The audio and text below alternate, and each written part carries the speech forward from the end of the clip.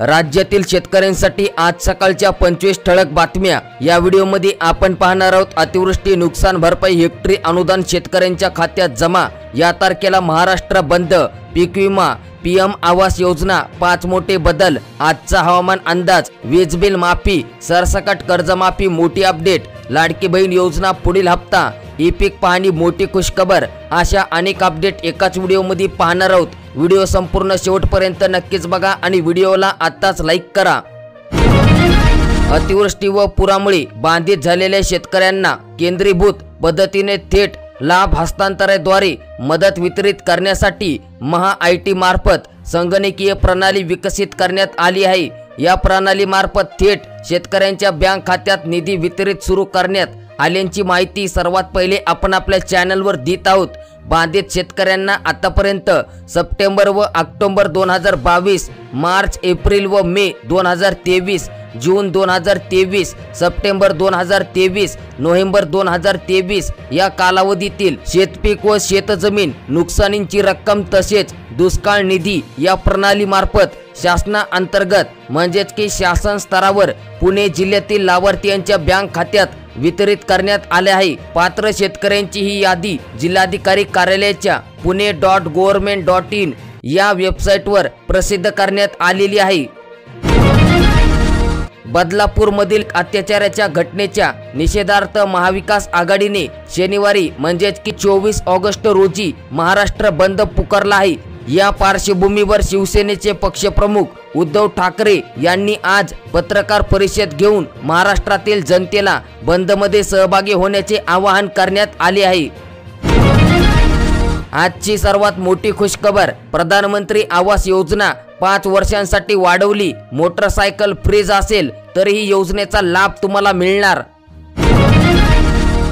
पंतप्रधान पीक विमा योजनेतील स्थानिक नैसर्गिक आपत्ती घटका अंतर्गत 2,54,333 शेतकऱ्यांना 178,61,00,000 रुपयांचा परतावा मंजूर झाला। हा परतावा वाटपांची कारवाई सुरू करण्यात आली आहे। शिल्लक असलेल्या 1,41,575 शेतकऱ्यांच्या खात्यावर 119 कोटी रुपये लवकरच जमा होणार असल्याची माहिती कृषी विभागाने दिली आहे। अपडेट आहे नांदेड जिल्ह्यातील। तुम्ही तुमचा जिल्हा तुम्ही आम्हाला खाली नक्कीच कमेंट करा।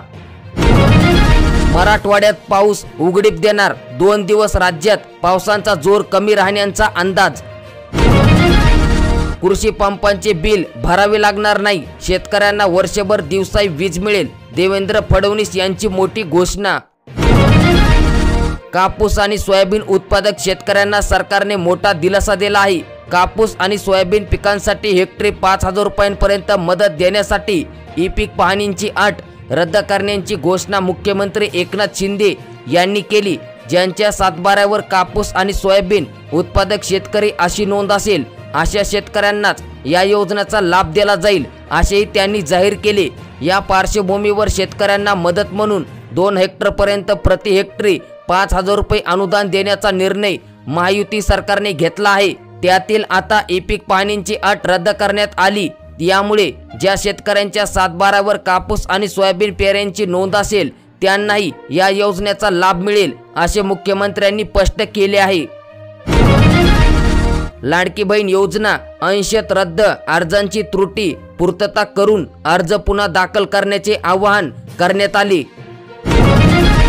देशातील 250हून अधिक शेतकरी संघटना MSP गॅरंटी किसान मोर्चाच्या माध्यमातून किसान हमीभाव व संपूर्ण कर्जमाफीसाठी निर्णायक आंदोलन करून केंद्र सरकारला गुडघे टेकायला भाग पाडणार आहे असा इशारा स्वाभिमानी शेतकरी संघटनेचे नेते राजू शेट्टी यांनी दिल्ली येथे 25 राज्यातून आलेल्या 250हून अधिक शेतकरी संघटनांच्या पदाधिकारी बैठकीत दिला। हमीभाव कर्जमुक्तीसाठी निर्णायक आंदोलन करणार।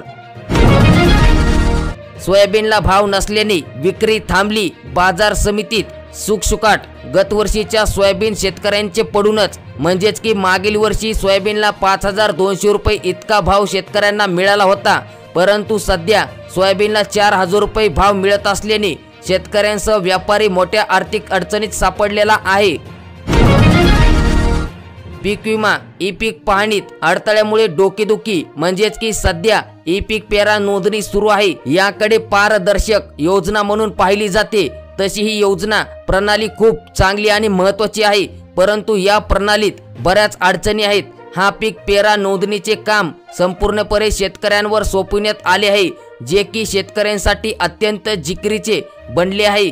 शेवटी खापर शेतकऱ्यांवर फोडून यंत्रणा, शासन, पीक विमा कंपन्या नामानिराळ्या होतात आणि या अनुभवामुळे शेतकऱ्यांमध्ये नाराजी वाढत आहे। वेतन वाढीबाबत लवकरच निर्णय, सरकारच्या आश्वासनानंतर अंगणवाडी सेविकांचे आंदोलन स्थगित। पंतप्रधान गरीब कल्याण अन्न योजनेअंतर्गत अंत्योदय कुटुंबांना दरमहा 35 किलो तर प्राधान्य कुटुंबांना प्रति व्यक्ती 5 किलो धान्य वितरित सध्या केले जात आहे। या योजनेअंतर्गत पुढील 5 वर्षांसाठी देशातील 80 कोटी लाभार्थ्यांना धान्य मोफत दिले जाणार। यासाठी केंद्र सरकार 12 लाख कोटी रुपये खर्च करणार आहेत। देशातील कोणताही भारतवासी उपाशी राहू नये हा या योजनेचा उद्दिष्ट आहे। मात्र या मोफत योजनेचा लाभ शासकीय अधिकारी, कर्मचारी यांच्याकडून घेतला जात होता। संपूर्ण राज्यात हा प्रकार चालूच होता। स्पर्धा परीक्षा देणाऱ्या विद्यार्थ्यांनी 3 दिवसांपासून पुण्यातील लाल बहादूर शास्त्री रस्त्यावर ठिय्या आंदोलन केले आहे। यावरून आता ज्येष्ठ नेते खासदार शरद पवार यांनी सरकारला गुरुवारी म्हणजेच की 22 तारखेला निर्वाणाचा इशारा दिला आहे। तसेच स्पर्धा परीक्षा देणाऱ्या विद्यार्थ्यांच्या मागण्या मान्य करा, अन्यथा मलाच आता या आंदोलनात उतरावं लागेल, असं पवार यांनी म्हटलं आहे। यामुळे सरकार पुढे नवा पेच निर्माण झाला असून संयुक्त पूर्व परीक्षेत बदल होतो याकडे विद्यार्थ्यांचं लक्ष लागलं आहे। पंतप्रधान आवास योजनेअंतर्गत नवीन नियम लागू करण्यात आले आहेत, याची माहिती आपण पाहणार आहोत। लाखो नागरिकांचे घरांचे स्वप्न पूर्ण होणार। घर नसणाऱ्या लोकांना या योजनेअंतर्गत अनुदान उपलब्ध करून दिले जात आहे। यामुळे हजारो लाखो नागरिकांचे घराचे स्वप्न पूर्ण झाले आहे। ही योजना पंतप्रधान नरेंद्र मोदी यांची एक महत्त्वाकांक्षी योजना असून सत्ता स्थापित झाल्यानंतर लगेचच या योजनेवर सरकारने काम सुरू केले होते। मात्र या योजनेचे नियम फारच कठोर होते। यामुळे अनेकांना घर नसतानाही या योजनेचा लाभ मिळत नव्हता, ही वास्तविकता होती। हेच कारण होते की अनेकांनी या योजनेसंदर्भात नाराजी देखील व्यक्त केली होती। अखेर आता या योजनेच्या नियमात शिथिलता आणली आहे। या योजनेचे काही कठोर नियम आता बदलले गेले आहेत। यामुळे अनेकांचे घराचे स्वप्न आता पूर्ण होऊ शकणार आहेत। योजनेमध्ये कोणकोणते नवीन नियम व बदल झाले हे आपण पाहणार आहोत। शासनाच्या या योजनेअंतर्गत ज्या लोकांना राहण्यासाठी पक्के घर नाही, जे लोक बेघर आहेत, अशा लोकांना स्वतःचे पक्के घर दिले जाणार आहे। PM आवास योजना ग्रामीण अंतर्गत निवड झालेल्या लाभार्थ्यांना घर बांधण्यासाठी 1,20,000 रुपयांचे अनुदान मिळते। हे अनुदान एकाच वेळी न देता टप्प्याटप्प्यातून दिले जाते। या योजनेतून पात्र लाभार्थ्यांना पहिल्या टप्प्यात 70,000, दुसऱ्या टप्प्यात 40,000 आणि उर्वरित रक्कम तिसऱ्या टप्प्यात मिळते। याच दरम्यान या योजनेच्या नियमामध्ये आता या योजनेअंतर्गत मोठे बदल करण्यात आले। सरकारने नवीन नियम लावण्यात आलेत। नवीन शिथिलता म्हणजेच काही अटी कमी करण्यात आले आहेत। तर या ठिकाणी बघू शकता, नवीन नियमानुसार आता ज्याचे मासिक उत्पन्न 15,000 रुपये आहे, घरी लँडलाईन फोन आहे, मोटरसायकल आहे, तसेच फ्रीज आहे, अशा लोकांना देखील याचा लाभ मिळणार। आधी ज्यांच्याकडे मोटरसायकल आहे आणि ज्यांचे मासिक उत्पन्न 10,000पेक्षा अधिक आहे, अशा लोकांना याचा लाभ मिळत नव्हता, परंतु आता सरकारने हे नियम शिथिल केले आहे आणि यामुळे साहजिकच अधिकाधिक गरजू लोकांना याचा फायदा होणार। घर नसलेल्या बेघर लोकांना यामुळे हक्कांचे घर उपलब्ध होणार आहे। अशा प्रकारे घरकुल योजनेअंतर्गत पंतप्रधान नरेंद्र मोदी यांनी काही शिथिलता म्हणजेच काही नियम कमी करण्यात आले।